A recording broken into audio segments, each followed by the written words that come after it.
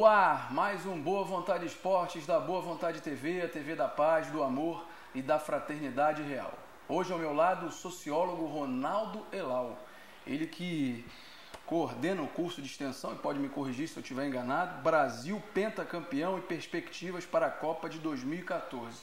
Obviamente que é um assunto muito bem falado e até chegar à edição da Copa do Mundo aqui do Brasil, nós vamos continuar sempre a respeito, nos comunicando sobre a Copa do Mundo de fato.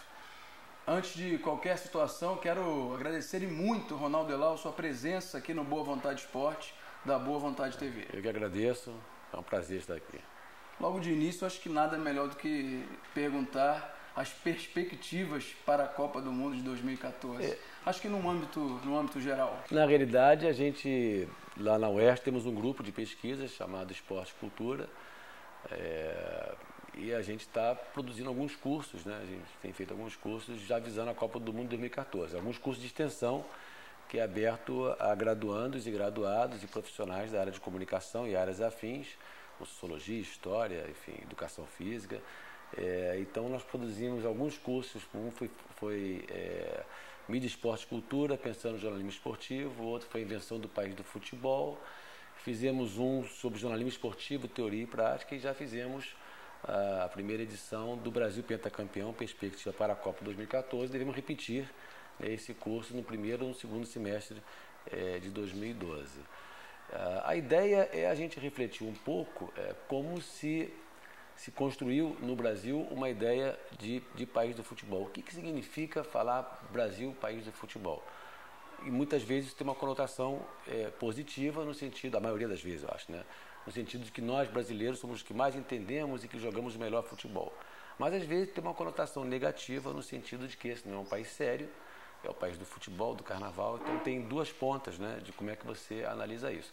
Então a nossa preocupação é tentar entender como se deu essa construção, como é que o Brasil ficou conhecido para si mesmo e para fora do Brasil como sendo o país do futebol. E aí entender se esse epíteto do Brasil, país do futebol, ainda é pregnante, ainda é permanente, ainda existe nos dias de hoje. Como é que é feito dentro de sala de aula o curso em si? Como é que os estudantes recebem o tipo de aprendizado, digamos dessa forma, em relação à competição?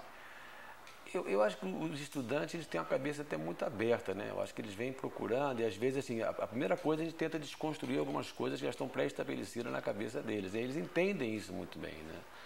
Porque a gente vai trabalhar. Eu sempre digo que nossas certezas são certezas sempre provisórias, desde que você tenha argumentos contrários ao que a gente está dizendo, que possa fazer com que a gente mude a nossa certeza. Então, como ninguém até agora apresentou argumentos contrários, a gente continua com essas certezas. Então a gente procura falar um pouco da história, né? A história da consolidação do futebol no Brasil, das Copas do Mundo. Que momento foi aquele quando a gente teve a primeira Copa do Mundo, em 1930? Quais os conceitos que você tinha sobre o Brasil antes de 30 e depois de 1930, que eu acho que foi um momento muito marcante na história do país. Se você pegar até 1930, o Brasil não tinha uma ideia de nação brasileira. Você teve a Semana de Arte Moderna em São Paulo, você tinha alguns pensadores, alguns cronistas, mas você não tinha uma coisa sólida sobre o que vinha a ser a nação brasileira. Tinha uma imagem, uma visão negativa sobre o Brasil, achavam que a causa em relação à mistura racial brasileira, achavam que a causa do atraso cultural brasileiro se devia à mistura de raças no Brasil. E após a década de 30, principalmente com a obra do Gilberto Freire, em 1933, quando ele lançou Casa Grande e Senzala, você tem um momento que você muda essa visão negativa e pessimista e racista do Brasil por uma visão mais positiva, né? Uma visão que dizia que não, a força do Brasil está justamente nessa mistura de raças. E o que tem a ver com futebol, com tudo isso? Tem a ver porque nesse momento surge também no cenário esportivo brasileiro um jornalista, que eu diria que seria o pai do jornalismo esportivo. Teve o Tomás Mazzini antes dele, mas eu acho que ele foi o grande cronista, que foi o Mário Filho, que é o que dá o nome ao estádio, Maracanã, estádio Mário Filho. O Mário Filho foi um grande promotor das questões populares no Brasil, ele inventou os Jogos da Primavera, o primeiro desfile de escola de samba foi ele que promoveu, e eu acho que ele tinha essa visão naquele momento integracionista e nacionalista do governo Vargas.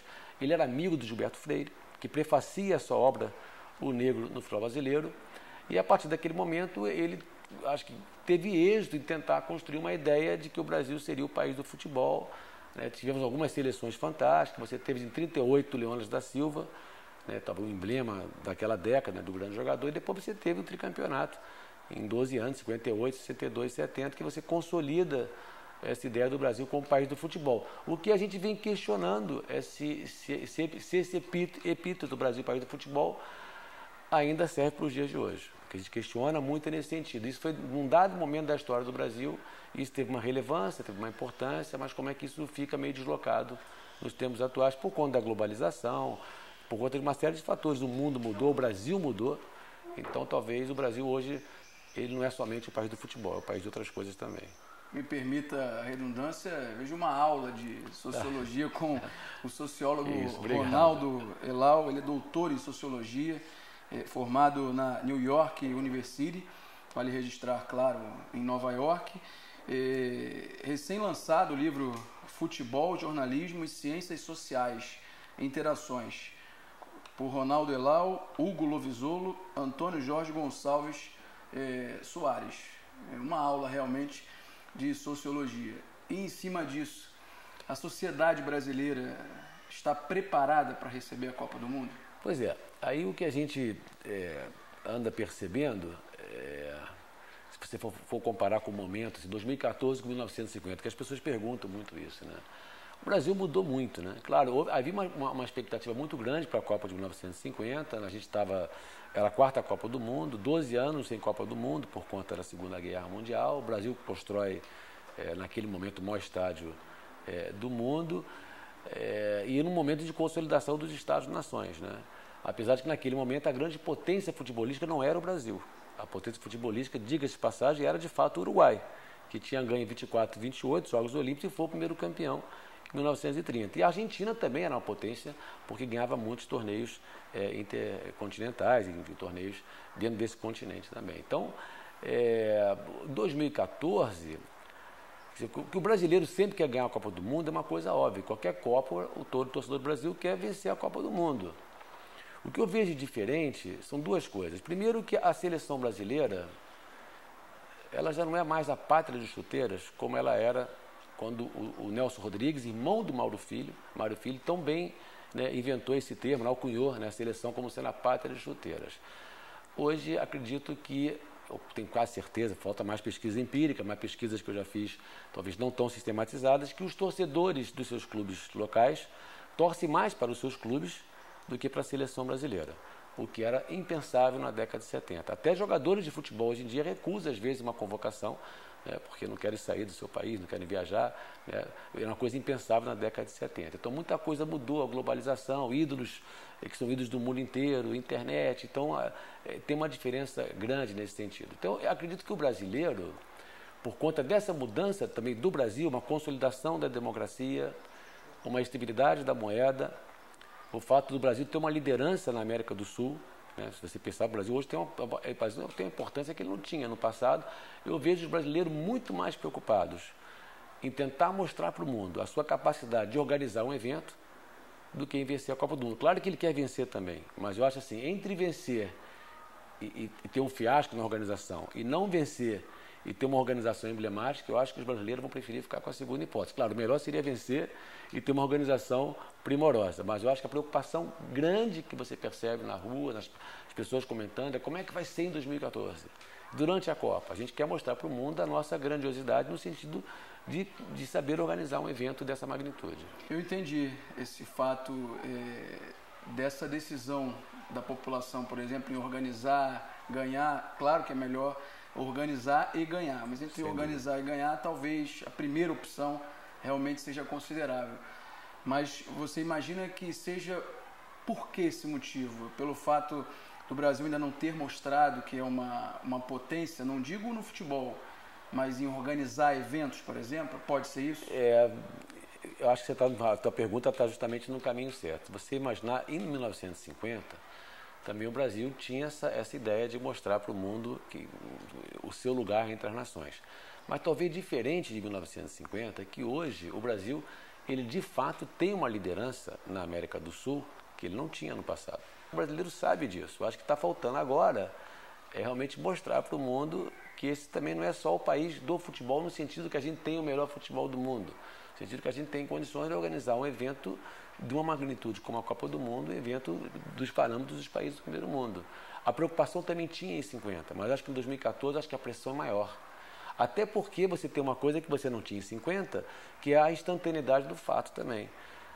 Tudo que acontecer aqui, todo mundo vai saber naquele mesmo instante, não só a partida de futebol, tudo. O que naquele 1950 demorava a chegar. Os jogos eram transmitidos pelo rádio, as notícias demoravam a chegar.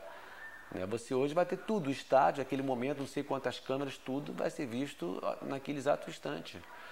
E o Brasil com essa posição, que eu acho isso louvável, eu não acho isso uma coisa ruim. Eu acho que o fato da gente ter uma democracia consolidada, eu tenho muito orgulho, por exemplo, quando eu vejo as eleições, aquelas urnas eletrônicas do Brasil, quando eu comparo com os Estados Unidos, que até hoje ficam naquela coisa mais, que eu chamo de mais medieval. E a gente tem que ter orgulho disso. Então, de alguma maneira, eu acho que o brasileiro está vendo que tem um país mudando, tem uma classe média maior do que tinha no passado, você tem menos pobres do que você tinha no passado, tem milhões de problemas. Não estou dizendo que o Brasil é um país perfeito, não é isso.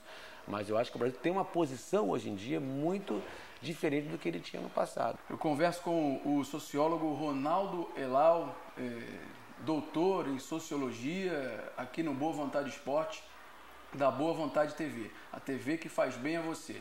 Vamos a um rápido intervalo e já voltamos.